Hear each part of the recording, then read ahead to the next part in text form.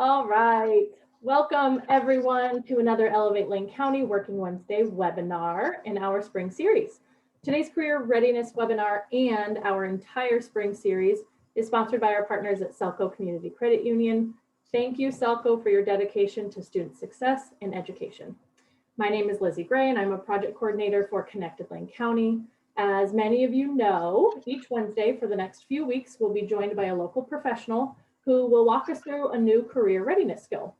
Joining us today to tackle the topic of job search strategies is Austin Fulnaghi from the Oregon Employment Department. Thank you for being here today. Would you like to introduce yourself and tell everyone just a little bit about what you do for OED? Absolutely. Yeah. Hi, everyone. My name is Austin Fulnaghi. I'm a business and employment specialist with the Oregon Employment Department at WorkSource Lane. And what I do essentially is I help businesses with the recruitment process, assist them with their hiring, and assisting them with basic recruitment of their job openings. We help maintain the website that I'll be showing you a little bit later today. And we know a lot about what are some of the needs of employers within our local area using both economic and workforce data. So what I'll be sharing with you is actually a series of questions that were kind of asked ahead of time here. And let me go ahead and start by sharing my screen here. Perfect. And while you're doing that, I do want to just remind everyone, to the students watching live, as always, we can't see or hear you, but you are welcome and encouraged to raise your hand if you'd like to ask a question aloud, or to type in your questions to the chat box, because I will be monitoring that and I can ask Austin any questions you have for him. Absolutely. And we look forward to those questions. But it looks like we had some great questions ahead of time here, which is questions like where best to look for a job? Are there any red flags to look for when searching for jobs online? Can I trust postings from Craigslist? And a variety of other great questions here that I'm going to go through step by step, as well as give some additional great information that'll be helpful for you in your job searches. So let's start with the first question, because that's really the baseline question that we're here for, right? Where to start with your job searches. And if there's any website that I would recommend that you start off with, or to remember at any point in your job searching time period, is Oregon.gov. If you just remember Oregon.gov, you can get to some of the great employment resources and job listing websites that you can use for your job search. So Oregon.gov, pretty simple enough. Go here to employment. When you click on that, it brings you right here to Job Seeker, and also some other great just employer resources here as well. But yeah, let's start with clicking just simply on Job Seeker here. Under Job Seeker, you will see a variety of different resources for you as job seekers, but we're focusing on just the job listing website right now. But I do encourage you to check out this job listing resources and so forth. By the way, every link that I'm going to or every website that I'm going to be showing you, I'm going to provide you links in the chat in just a little bit here. But let's go through it visually to check them out, and then we can I can provide those links for you. So simple enough, find a job. Under find a job, browse Oregon jobs. And this website is the premier website for job searches. We maintain this job listing website. We verify the employers that are posting on this job listing website. So you can verify that these are actual job openings within our community, with companies that are in our community and so forth. And the best way to kind of narrow down your searches is obviously to start with location here. Under location, you can go to any city within the state, which is great. And the one that's applicable to us, Eugene Springfield. Sure. And by the way, this also covers and encompasses all of Lane County. So you're going to get Cottage Grove and Junction City and even Florence in this section. So from there, you could then go ahead and type in a specific keyword of a job that you're looking for. So for instance, customer service is one of the most common occupations that are in our county. You can just click on your customer service and list jobs, and it will show you a list of 583 current job openings that are related to customer service. Now, what's interesting about when you use these keywords like this, like customer service, it will pull up job listings that have that line customer service in the title, in the job description, or somewhere in the job listing, it says customer service. So that's why you get jobs like mechanic in here, or hostess, or certified technician, or warehouse worker, because somewhere in that job description, it says customer service. So this is a great way to kind of find jobs within our local area. But if I was to recommend anything, especially if you're just getting started, I would actually just go here to location, Eugene Springfield, and just leave this blank, because this will show the nearly 2,300 job openings that are within our local area. And this is really incredible to be able to see the job openings and see what's out there. So, and just let's go over just a little bit about this job listing website too. So obviously gives you the job titles over here, location, where it's located at. Here's Harrisburg, for instance, salary, hours that you're gonna be working per week, and also the level of experience. And you'll actually be surprised how many job openings actually require no experience whatsoever. It's kind of a sign of the times with our job market. And then also the data was posted. You don't necessarily need to worry about too much of the keys over here, but it is good to kind of be aware of those, and the info on those keys are just right over here. Okay? Austin, what does DOE mean under salary? Oh, what's that again? What does DOE mean under salary? I see a bunch of those with Absolutely. DOE. Very important information. It means depending on experience. So yeah, those are little acronyms that you'll commonly see in some of these job listings. And then of course, if it's not provided, it's not provided, but it meant essentially it's going to be depending on experience. And that for employer means they'll learn about you and then offer you a pay that they think that your experience reflects. Absolutely correct. So yeah, absolutely. And yeah, and like we were mentioning earlier, some job openings do have an experience minimum requirement for those type of occupations. But like I said, there's a surprising number that don't require any experience whatsoever, and that's great. So let's go ahead and pull up one of these job openings too. So we're going to go ahead and click on this hostess position here. So you can click on the position there. And then down here, you can review some of the details of what they're looking for in this position, such as daily activities, daily duties that you're going to be doing, and so forth. And then over here at the top is where you can then find out who it's with and how to apply for that position. So you click here to obtain contact info. Now, initially it does ask like, hey, we need your social security number to gain access to this job. But if you don't feel comfortable with that, and that's totally fine, by the way, you can just click here on the lower left-hand side where it says no, and then hit continue.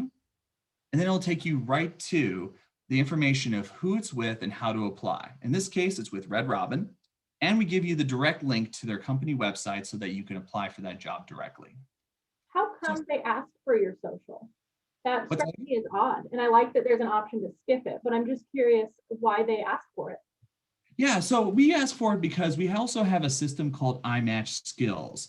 This is where essentially you create a job seeker profile. And we encourage people to create a job seeker profile because once you have an active profile, then there's going to be business employment specialists like me who are actually going to be seeking work for you. So that's part of the reason why we ask for that. Now, that being said, though, that we want this available for everyone, regardless if you have a job seeker profile with us or not. So please feel free to, it's okay, you're not getting less information by clicking no. Okay, thanks. Absolutely. And then from there, you can click here to return to job list on the upper left-hand side. So this takes you right back to the job listing website. Another great feature about this job listing website is you can actually do what's called advanced searches. So where it says advanced right here, go ahead and click on that. And let's say that you wanted to only apply for jobs that were $15 an hour. And let's say that you want to apply for jobs not only in Eugene, Springfield, but let's say, hey, maybe Corvallis, maybe you're going to be taking on a summertime job and can live with your grandparents or, a family member or something like that. So that way you can kind of see all the different job openings in that area. And let's say you want a full-time summer job. You can go ahead and click here to full-time. And let's say if you want just a summer job, you can actually click here for limited duration jobs, which are essentially jobs that are 6 months or less, for instance. And there's a lot of different things that you can kind of filter in this advanced search option, including like different occupation groups. So you can actually go ahead and look for only construction jobs, for instance. You can look for, I believe there's even one for food, not necessarily food processing, but let's see here. There was one for customer service a while back. I apologize about that. But yeah, so anyway, the main point is that you can actually go to a certain occupation or any occupation and choose all these different options here. But let's go ahead and just keep it at $15 an hour. It's full-time Eugene, Corvallis area. So let's go ahead and list jobs there. And with that, we came up with a search of 421 job openings, which is great. And like I said, you'll be surprised how many jobs out there require no experience here, which is really awesome. And then down here at the bottom, you'll see that there's multiple pages on it, because obviously this is not 400 job openings. This is 25 per page usually. So yeah, just go ahead and click through these and you can kind of see all the different job openings that come up along the way here. So I think that answers a few different questions here, including like, where do you look for a job and what things to look for as well. And speaking of which, because online job search is really common nowadays, job scams are also really common as well. We do our best, like I said, to verify these employers, make sure that there is no scams going on. But in regards to good information of what to look for with job scams, we have a great website here that actually talks about job offer scams and what to look for online scammers and stuff. Like I said, I'm going to provide this link in the chat here so that you have that information. Awesome. Hey, quick question in the chat. Sorry, Austin. Let's move on to job scams. Very important topic. We do have a question in the chat. Olivia asks, what if you find a job that seems really exciting, but you don't meet all of the listed requirements or experience? Should you still apply? Absolutely. And that's where kind of some of our services come into play at WorkSource Oregon, because we have what's called on-the-job training options that allow for us to work with the employer and you to actually get you into a job that you might not necessarily meet all the qualifications for or have a slight deficiency in those qualifications for. But yeah, outside of applying, going through our services, with a on-the-job training opportunity, usually it's a rule of thumb to go ahead and not apply for jobs that you don't meet the minimum qualifications for. But that being said, though, it doesn't mean that you shouldn't take an opportunity, especially with today's job market, to reach out to that employer and have a conversation with them. And there will be time periods when you apply for a job, and then you go through the application process, you go through the interview process, and you don't get the job. What was really helpful for me in my job search was asking for a follow-up review of your interview and your application process. And it's amazing, first off, what information and feedback they give back to you, but also they remember people that go, hey, I wanted to just find out what I could have done better with my application, with my interview, and they remember you. So the next time you apply for that job, they'll remember your name, they'll remember your resume, and they'll see that you've improved on different aspects of your application, your interview, and so forth. And that's really helpful. That shows a lot of maturity. Absolutely. To go back and ask for constructive feedback. And I would say too, I think often, or not, maybe not often, but from time to time, if you apply for a job with a company and there's technically nothing wrong with your application or your resume, you just don't have the experience, it's possible there's another position within that company that maybe hasn't posted yet or that is posted that you didn't see, and they might recommend you apply for that job instead. So I don't think it ever hurts to apply. Absolutely. Absolutely. Yeah. So now moving on to another great question that was asked is, what about keywords? Again, because we are in this online environment and because we are dealing with online job applications, a lot of screening that's happening with a lot of applicants is around keywords that show up in your application, your resume, and eventually in your interview. So with that, there's actually a great website called qualityinfo.org. Now, I'm not going to cover everything that's in this website because it's a lot of great like economic data, a lot of great information in general, but I'm going to focus specifically on those keywords and giving you ideas of like a list of keywords that you can draw from. So you go over here to jobs and careers, go under wage, occupation and wage information. And what this does is whatever occupation you type in here, it will then give you a list of a variety, or a report rather, of a variety of different things about it, such as current job openings, wage range, employment outlook, and so forth. But what we're going to focus on here is actually related to knowledge, skills, and abilities. So I'm going to unclick all these filters. And by the way, I'm going to give you a link in the chat that will give you essentially the hyperlink to this website so that you can actually just click on it and it'll bring you right to this point where you just essentially type in an occupation and it will list out those skills and so forth. So let's do something simple. Let's do something along the lines of construction, for instance. Search. So what this does for me is that it then gives me a list of like knowledge, abilities, and this is really important here, detailed work activities. Now, this is usually what we would call skill sets or capabilities, but this gives you a list of different sentences or keywords that you will tend to find for this occupation or this occupation set. So, and it includes things like clean equipment or facilities, test air quality at work sites, finish concrete surfaces, measure worksite dimensions, dig holes in trenches, clean work sites. Now, obviously this is specific towards construction, for instance, but let's say if you were applying for an office position, just type in office. And by the way, whatever word that you type into this search bar here, it gives you matching occupations. So let's say that you were applying for office clerk or general, or let's say, for instance, you wanted to do more of like a receptionist information clerk. You can click on that and then scroll down. You'll see some of the knowledge, you'll see some of the skills and abilities here. But then these detailed work activities here will give you a list of those keywords that those online applications are looking for. Things like file documents and records, collect deposits and payments, operate computers and computerized equipment, sort mail, distribute incoming mail, prepare business correspondence. So if you have those skills, so the reason I show this to you is because ever since I was a young job seeker, I always wanted to go to a place where I could find a list of skills and kind of pick and choose. Oh, I have that skill. Oh, I have that skill. I don't have that skill, but I have this skill. That's what this website can do for you, is give you that list of those skill sets you can communicate in your application, your resume, your cover letter. By the way, show up next week, you'll learn more about cover letters. Just a little plug to next week's session.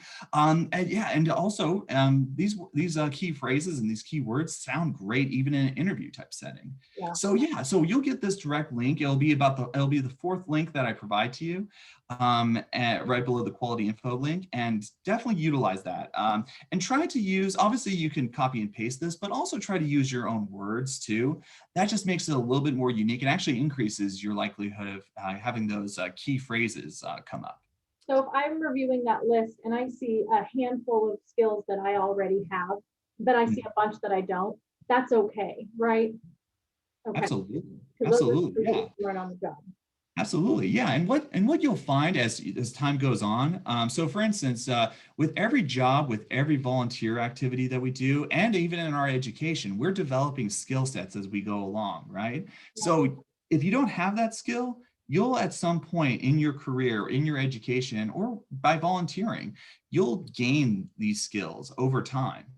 So, yeah, if there's certain skills you see in here that you don't have currently, you'll be able to find a way to gain those skills through your education, volunteer activities, and work.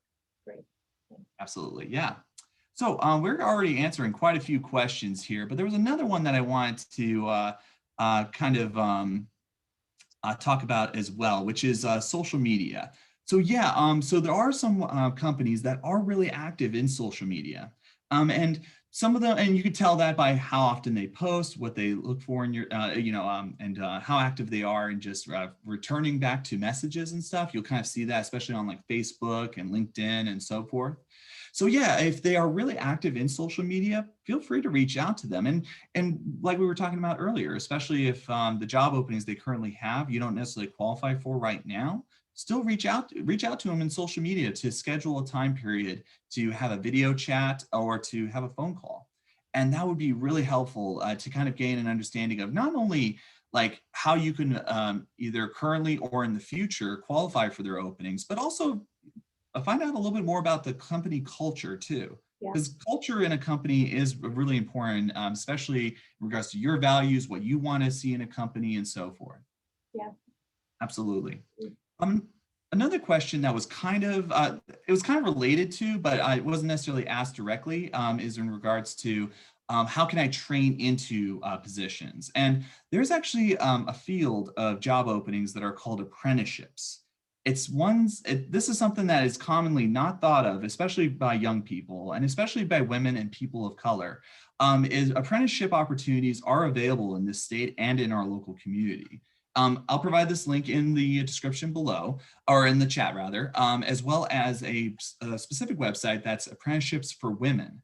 It's a really great website and it gives you support systems and resources for that.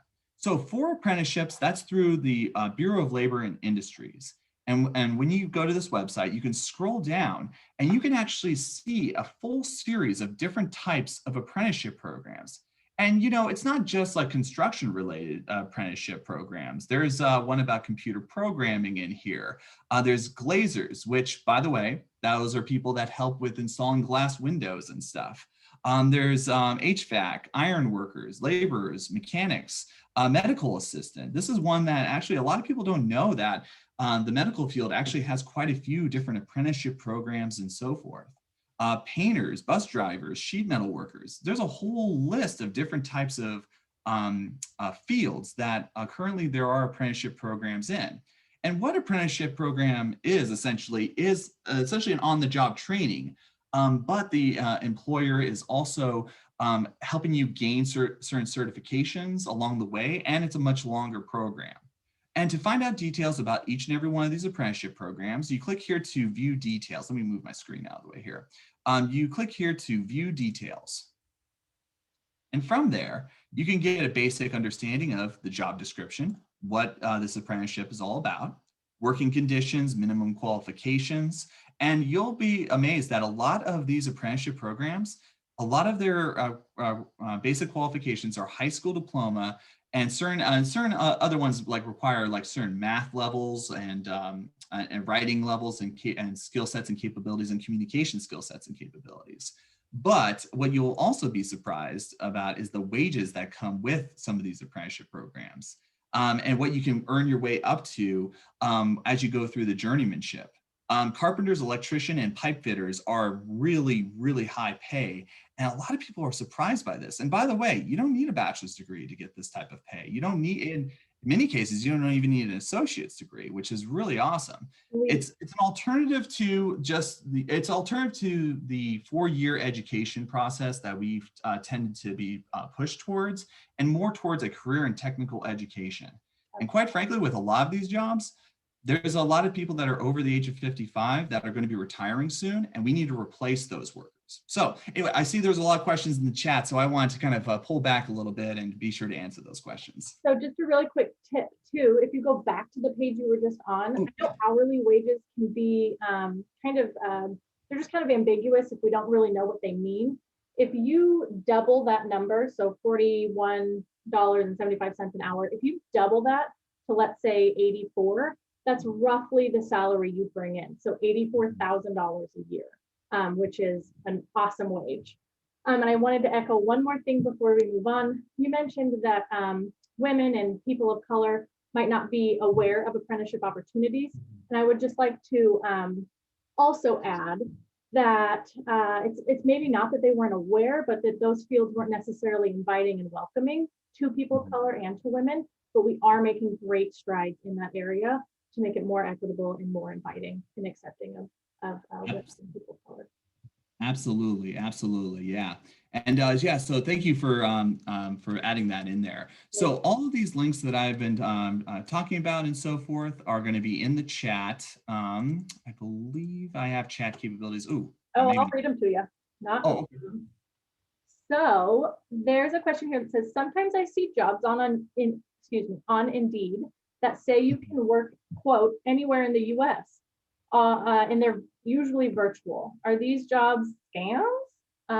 And how do you find a working from home job is actually a decent job? Absolutely, yeah. And I just included all the links into the chat here. And the ones that the link at the very bottom, which is around job scams, that is the one to definitely keep in mind, and watch for those very specific aspects of that.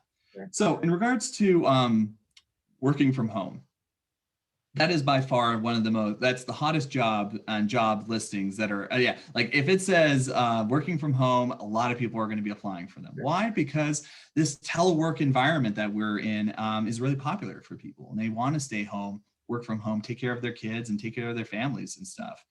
Plus not have to telework or to commute rather. Yeah. So yeah, exactly. So with that in mind, there's actually a lot of job openings in those in-person type of jobs. And this is a great opportunity for you to gain that first job or get those jobs that are in person, but it can lead to developing those skill sets and capabilities so that you can one day get into that dream telework job as well. So yes, those are going to be out there. There's a lot of them out there. There's a lot of legitimate ones out there, but the ones that are, but there's a huge need for them, and there's a lot of competition for them. And if I was to recommend anything to young people right now, get the ones that are in person so that you can gain that experience, develop those skill sets, and then, and because every time you take on a job and take on a career path, you are gaining skills as you grow and as you develop. So yes, so there's a lot of competition for those telework ones, but there's less competition for the in-person ones. So please consider those. There's a high need for people in those. Anyway, what are some other questions here? Absolutely. Brianna asks, should I apply to the job for the app and interview practice if I know I might not want to take it in the end? So if you see a job that you're kind of interested in, should you just go through, I don't want to say the motions, but should you follow the steps for practice even if you don't think you'll take it? Yeah. So, and sometimes you learn a lot in the interview, right? Like, so, I've applied and interviewed for jobs that I was like, this is not my dream job. This isn't my job that I necessarily want to take. But when I went there and looked at the environment, talked to the person who would be my supervisor, found out a little more about the culture, it actually changed my mind. So yes, do it for, gaining the practice and gaining that extra skill sets in interviewing and stuff like that, but also do it for the exploration, because what you'll see is the more you interview with jobs and the more you check out different companies, you'll see more and more about what you like and what you don't like. Yeah, that's that. So I encourage people to go ahead and go through the motions, but also keep an open mind about things. It's amazing what opportunities come up where you least expect it. Yeah, absolutely. So that was the last question in the chat, but I would love it if we could go back. If you don't mind sharing your screen again. Oh yeah, of course. Back to the page that does talk about, red flags and some job scams, because I know a lot of young people use Craigslist as a job searching tool. And I know that there are legitimate jobs on Craigslist, but I also know that it can be full of scams. And so I really want students to be protecting themselves. And then maybe we could just chat briefly about Indeed as a resource. Absolutely, yeah. And both of those are great job listing websites. I would, and I'm not trying to push favor towards one or the other, but I would, if I was to start anywhere, I would start at Oregon.gov for the most legitimate job openings out there. And then another thing to kind of like keep an eye out for is, like there's always like a situation where they're like they'll communicate with you and they communicate urgency, like, oh, we need to have your social security number now and so forth. Or yeah, exactly, yeah. So if you feel like there's a sense of like extreme urgency with any job that you apply for, and on Indeed or Craigslist, that's a telltale sign that they're trying to gather your information, fish for information, and so forth. So that's been one thing that I've kind of noticed is like the common telltale sign of a job scam. But these are some other important information, because the reason why they want your information is because they want to apply for credit in your name. They want to, gain money from you through, so anyway, just, and watch out for the secret shoppers. That seems to be a really common one, really common one for. I don't know that term.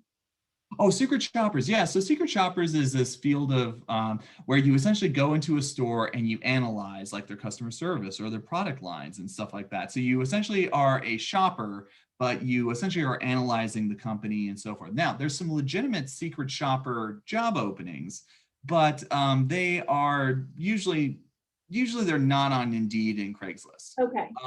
There's specific websites that actually are particular for that job market and those type of job seekers. And you'll also find that there's for a lot of different occupation sets, there's actually a job listing website for those different occupations too. So those would, if there's anything I would say about Indeed and Craigslist, the extreme urgency of getting your information is one of those things that's a telltale sign. Great. I see something about processing fees. Companies should never ask you to pay to apply for a job. That is a scam. Pay for mandatory training. So yeah, if they're trying to get money from you before they've even reviewed your resume or interviewed you, even at all, that should raise a lot of red flags. Ask to submit your social security number, great, or a copy of any kind of ID. Understood. Okay, this is a great list. for students Absolutely. to review when looking for a job. Absolutely. Yep. All right. And also, if you also find any situations where you feel like something's a scam, please reach out to the Financial and Fraud and Consumer Protection section. Their contact info is right here, and you can actually also submit a complaint through the Department of Justice. So yeah, so please, please, please, the best way to avoid further victims of fraud is to detect fraud and report that fraud. Got it. Okay, that makes sense. Help the person down the line. Exactly. All right, so we have a few more questions, but while you're sharing your screen, could we just explore Indeed? I know that it is a platform that a lot of students use. And the encouragement is to go to the oregon.gov to look first, and then Indeed would be a nice second. Absolutely. Yep. And I probably shouldn't do Roseburg. Similar fields though, asking for some keywords, asking where. Oh yeah, absolutely. Yeah. So yeah, and this is where like I said, like if the most common one job listing that's out there is customer service. So Customer service jobs teach you all kinds of professional skills as well. Yep, exactly. Yeah. And also even like entry-level customer service jobs really help with not only you getting you started in your professional career, but also helping you with transition. For instance, I started out as a dishwasher, worked my way up to a sous chef. Wow. And what helped me transition from that type of career path to the career path that I'm in right now was my first customer service job, where I started out in a call center environment and developed my professional skills and did those transferable skills that I was talking about earlier. You know, with every job that you take on, you gain skills and skill sets and so forth. So yeah. So anyway, so this is it's pretty standard job listing website here. You find out about the title of the position, rate of pay, and the apply through Indeed. That's usually a good sign if they have a apply through Indeed type of process there. I know a lot of them do, but others, yeah. So the ones that apply through Indeed are ones that I would highly recommend, because they do have a verification process. I'm not saying it's the most legit verification process, but regardless though, yeah. Looks like we have some more chat questions You here. have some questions. All right. Oh, fantastic.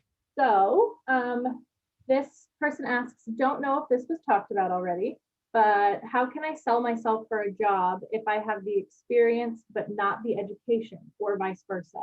Should I send a personalized email to them about it? Great question. Yeah, absolutely. So yeah, and that's where so there's different ways to communicate your experience and your skill sets of your experience. There's a chronological format resume, which focuses on your experience, right? But then there's functional format resume that focuses more on your skill sets.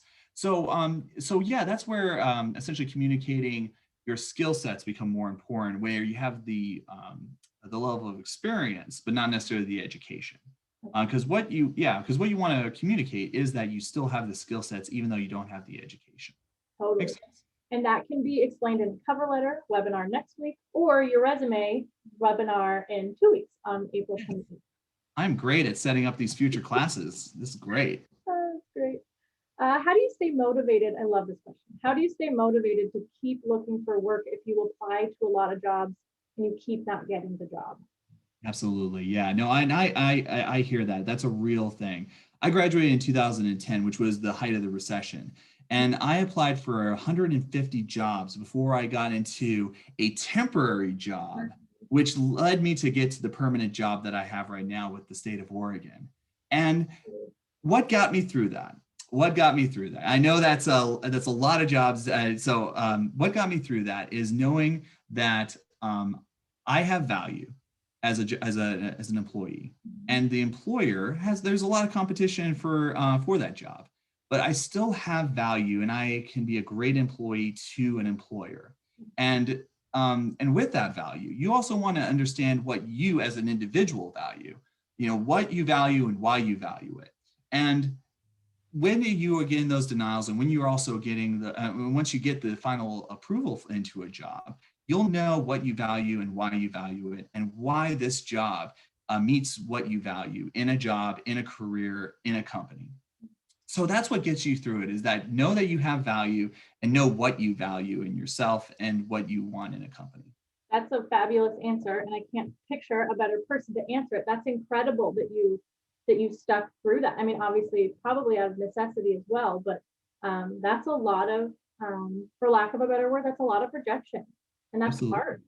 Absolutely. But I learned, Larry Bird said that I never learned a single thing from a game that I've won. Mhm. All the games that he lost, basketball games, for those who don't know who Larry Bird is, but he learned a lot from the games that he lost. And that's the other thing too, with these kind of rejections. I mean, yeah, it's essentially you learn something for every application, from every interview, from every situation. And that's why coming back to those companies, get feedback is so valuable and so important. And actually the manager who actually did eventually hire me was a manager who I reached out to for feedback, and I saw him in a future interview, which worked out really good. That's great. So yeah, you can choose to learn something from every like lost game. It's not going to come. You got to put in a little bit of work. Absolutely. Are there things I should or shouldn't say in my email subject line or body? Interesting. In regards to an initial reach out to an employer, I assume. Yeah, maybe? let's go with that, and then she can correct us in the chat. Absolutely, yeah. And so I would avoid phrases like, I would just avoid phrases, essentially, like, oh, tell me more about your company, like putting that in the subject line. Yeah, so I would avoid phrases like that. I would instead focus on let's say if it was a particular job, put in the title of that job, and then request it, and then dash, and then request more information. Sure. Or something like that. Yeah, avoid emojis, avoid any lots of punctuation and things like that. That would be the big things. Yeah, absolutely. And for a full breakdown on email etiquette, watch last week's webinar hosted by Johnston from Wayfair. Absolutely. I got to tell you, I'm really setting these future ones up here. This is great. We cover all the topics. We want students to be career ready. I like this question. Should I mirror the employer's language that was in their job posting? And I think this means when filling out an application. Absolutely. Yeah. So that is a good sign especially for like keyword stuff. But I will tell you that a lot of employers also notice oh, they copied and pasted this directly from our job description. So the answer is yes and no. Yes, in that you want to reflect the basic message of the job description, but don't copy and paste. That's not, I'll get you through the first initial screening process, but when an actual person is reading it and they potentially wrote the job description, they'll know. Yep, absolutely. I think too that rewording things and thinking through them in order to reword them really helps you understand better what it is you're talking about. So if you were to sit down in an interview, it's not like you have to memorize all of the job description things. You've thought through it, you've talked about it. So that would help as well. Absolutely. These are great questions, by the way. Right? Thank you. Keep them coming. Agreed. Is it okay to email a company and ask what the pay is before I apply? Good question. That is a really good question. And in this current market, I would say it depends on the market, right? This current market, we are seeing a shortage of job seekers in this market. So it is, let's see, I would have a conversation before feeling that out, actually. So I would have a more generalized conversation with the company before asking right away, oh, how much do you make? Or how much do you make in this position? So yeah, I would build. So that's what's called rapport building. I would rapport build before getting to that question. Okay, great question. Mike adds, during our conversation about Indeed, Mike added, and Mike is a coworker of Austin. So he added, Indeed can be a very good website for job search. However, posting your resume can generate additional garbage mail. So don't feel obligated to post your resume. Absolutely. Yeah, great point, Mike. And I would say too, I think that feature and that function is in Indeed for convenience. And so if you are just shooting off your Indeed resume left and right, it might not look as good as submitting your real resume to a company. So just something to bear in mind. And we have 2 more questions in the Q&A. Great question, Jenna. If someone doesn't have easy access to the internet, are there other ways to find jobs aside from online? That's a fabulous question. Yeah.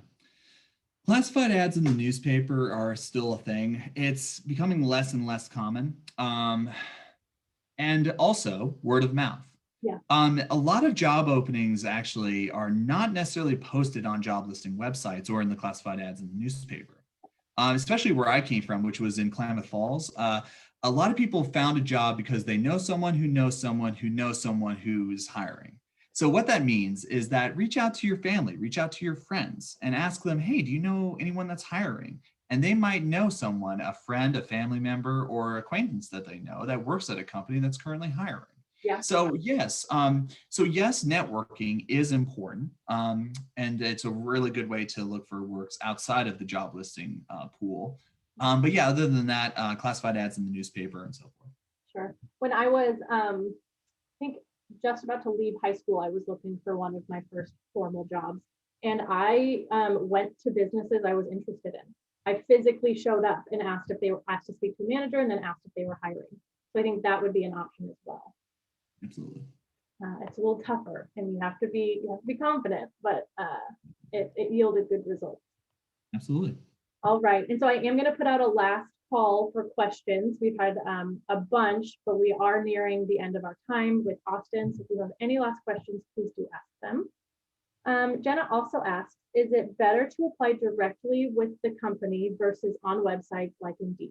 Just kind of what we were talking about with. Yeah, a little bit of what we're talking about. Yeah. And that's what's great about using Oregon.gov is that we give you the link that takes you directly to their company's website or their third-party hiring company. Mhm. So yeah, and we're starting to see that a little bit more and more as certain companies are using a third-party website or a application collector, and it might have like the company's logo in the and on the upper right-hand side and so forth. But yeah, but yes, if you're using just Indeed and Craigslist, I would actually kind of divert back to the company's website, look at their careers page. That can be sometimes difficult to find, but yes, I would recommend that. But like I said, in Oregon.gov, we traditionally send you right to their company website. Okay. And those links are in the chat, so be sure to copy those down before we exit. Absolutely. Thank you, Austin, so very much for your time and the energy you put into this. We really appreciate it. Absolutely. Yes. And good luck with everything in your job searches. And like I said, feel free to utilize our services at Oregon.gov and WorkSource Oregon. We're here to help and we're here for you. That's great. Thank you to everyone who tuned in live. We will see you next week as we talk to the U of O Career Center about writing cover letters. All right. Bye, everyone. Hey, everyone.